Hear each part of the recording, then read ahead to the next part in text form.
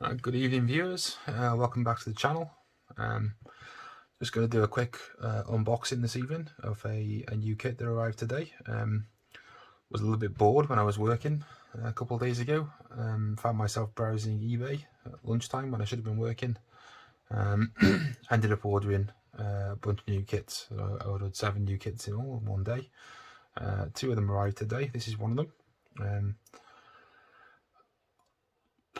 I don't really know much about the aircraft, if I'm honest, but I saw the box, looks great, nice looking kit, and I just took a punt on it. It wasn't very expensive. It's, you know, Eduard, got a lot of sort of well-respected manufacturer. I know it's not one of the Profi packs, so it's not going to have the photo etch or anything like that, but it should still be a nice kit, hopefully. Looking at the bottom of the box here, this is one I've not seen this at shows or anything like that. So I was quite surprised to see this when I looked online, and looking at the box itself, actually it looks like it's a 2021 issue, so it's a new kit. Whether I severely doubt that it's a new molding. I mean, I might be wrong. It might be a completely new tooling, but it's probably just a rebox of an old kit. I know they do an older version, but still, let's take a look inside. See what we got. It's a very nice looking box. I mean, I don't know. I know some people put a lot of stock in the kit boxes.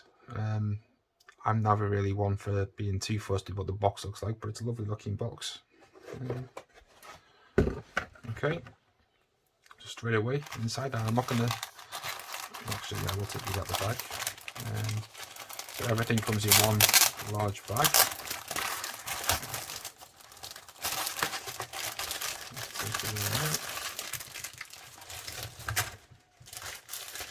So this is the weekend edition. So by definition, you would assume it's not going to be an overly complicated build if you can build it in a weekend. I'm not sure whether they mean that literally. If they want you to do it in a weekend, I'm not sure. But so first thing to look at, I've got a clear sprue here. I'll leave that in the bag for now. But first thing I noticed is it is an unusual canopy for a World War II piston airplane. They're generally pretty consistent with the way the canopy is, but this is a little bit different. It's got some effectively some doors to put into the side rather than stepping into the cockpit and then having the canopy over your head. There's an actual door on it, which is quite interesting. It's a bit different. Doesn't look like it's going to be too complicated to mask, so that's a good thing. Even got a bit of detailing on the door, which is great. So looking at the sprues themselves, okay, first thing that strikes me about this is the molding is very clean, really clean, very high quality stuff. Detail levels are good. There's lots of detail, but it's not overly done, so it's not, you know, ridiculously deep panel lines. Yes, Airfix, I'm talking to you. There's plenty of detail though. Looks like it should build up nicely, hopefully. Like I said, it's not going to be a very complicated kit. There's not an awful lot to put together as far as I can see. So we've got part of the cockpit here, the seat. I'm not sure what those are. Okay, but we've got the main fuselage. Got the exhausts, a bit more of the cockpit, nose, a couple of options for the nose. A little bomb, very nice. Second sprue.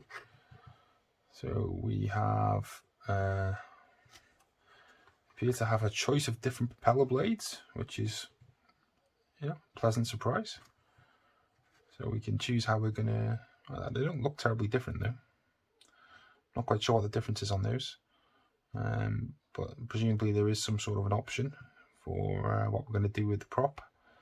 We've got the landing gear covers, the wheels, various bits and pieces, some landing gear itself, a couple of little levers and handles for the cockpit. So yeah, it's good. All looks very nice. Again, all cleanly molded. Some little markings on the I don't know if you can see that on the camera. I don't know if that helps, if you can see that, but there is some sort of a mark on the wing here. I don't anticipate that being a particular issue. You know, obviously we're not building this up as it is. We're gonna prime it. We're gonna paint it. Just wondering whether that's any release agent. So I'm not usually one for washing my sprues before I build a kit. But given that I can see something on the, if I can wipe that off. Okay, it's not coming off though either. I'll wipe it off soon. I'll give it a wash just in case. And we've got the same thing on the top of the wing surface as well. Hopefully that won't react with the paint in any way at all. Shouldn't be a problem. Okay, so yeah, like I said, very nice kit, simple kit by all accounts, I think. What have we got here? As is the norm with Eduard. Like them, hate them, whatever your opinion may be of the Eduard kits, you certainly can't deny that they do a good job of putting together an instruction booklet. There's a lot of detail here about the actual aircraft itself. It's a nice glossy sheet instruction book. Looks like it's very good level of detail about how to put the, you know, considering it looks like it's going to be a relatively simple build. There is a note here about don't forget to add the nose weight balance. It isn't something that you need too often on a piston fighter from World War II, so that's a good thing to point out. And I have actually seen a video of somebody else building one of these kits, and apparently it does require quite a significant amount of nose weight, so best not forget to do that.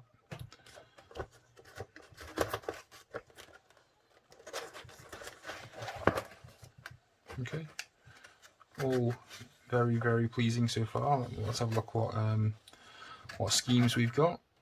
So we've got sort of a green and white scheme, which is from New Guinea, 1944, and then we've got and we've got a Q1, which is the Phoenix Archipelago from 1943. Quite like this one. Don't get to do too many. You know, pretty much everything that you build. If you do World War II fighters, you know, you're either doing it bare metal, green, or you know, navy blue.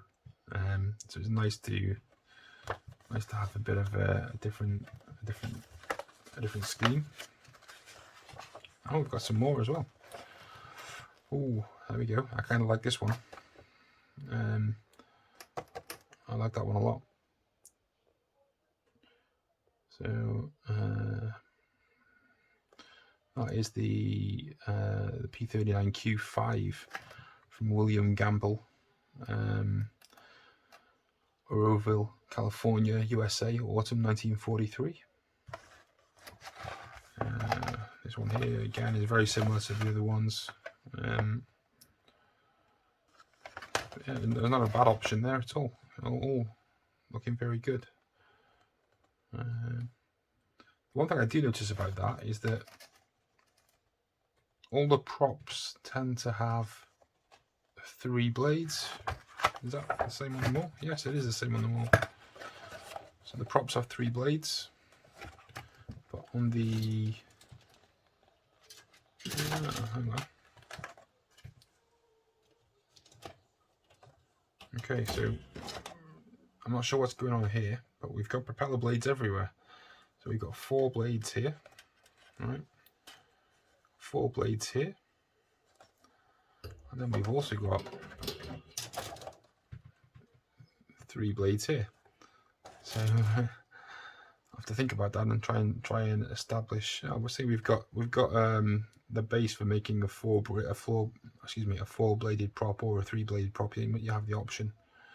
Not quite sure why we need all of them though. Okay, you can't have too many options. It's all good. No complaints in that regard. And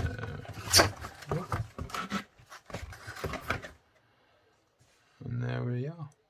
Okay. Last thing to look at is the decals. Let's get that and take a look. Obviously, having just looked at the schemes, we have various US markings. But clearly we're not going to use all of those. It'll just be the appropriate ones for whichever scheme we go with in the end. I'm still leaning towards this though. I'm still leaning towards the desert sand colour. I like the look of that one. So incidentally, I have actually ordered another one of these Eduard Airacobras. There's a different version of it that they do. It may well just be that it's a different box. I might have actually ordered the same kit twice, but with 2 different boxes. It's a distinct possibility. I don't mind. I quite like the kit, and there's a couple of interesting schemes. So I may end up building one of each. So yeah, my first impressions are this is going to be a great kit. I'm really happy with it. For what I paid for it, which is, you know, it's including postage, it's below £20. It looks like a lovely kit, and I can't wait to get started on it. But if I'm honest, it is a little bit down the line in the order of things I plan to build. There's a lot going on at the moment. With a lot of